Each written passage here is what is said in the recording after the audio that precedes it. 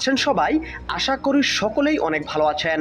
তো বন্ধুরা, এয়ারপোর্টে পালাতে গিয়ে আটক হয়েছে আয়নাঘরের কারিগর জিয়াউল। জিয়াউল, তোমার বিচার আমরা করব। কত মানুষ তুমি গায়েব করেছ সেই হিসাবও নেব।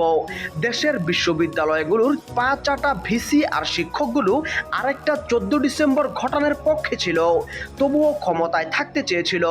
অধ্যাপক জাফর ইকবাল এর পক্ষেই ছিল। তাদের একজনও যেন এই বাংলায় আর শিক্ষকতা করতে না পারে, সেটা আমাদের নিশ্চিত করতে হবে। মনে রাখবেন, এটা চূড়ান্ত বিজয় এখনো অনেক দূরে। আমাদের আর 50 বছরের জঞ্জালে ফিরে যাবার সুযোগ নেই। নতুন বাংলাদেশে কেউ কখনো কাউকে দাড়ি টুপি রাখার জন্য জঙ্গি বলবে না। কোনো সনাতনী ভাইকে শুনতে হবে না সংখ্যালঘু। এই দেশে আমাদের পরিচয় হবে মানুষ হিসেবে, বাংলাদেশি হিসেবে। অন্তর্বর্তীকালীন সরকার আমাদের মতামতের ভিত্তিতেই হবে আশা করছি। তাই সবার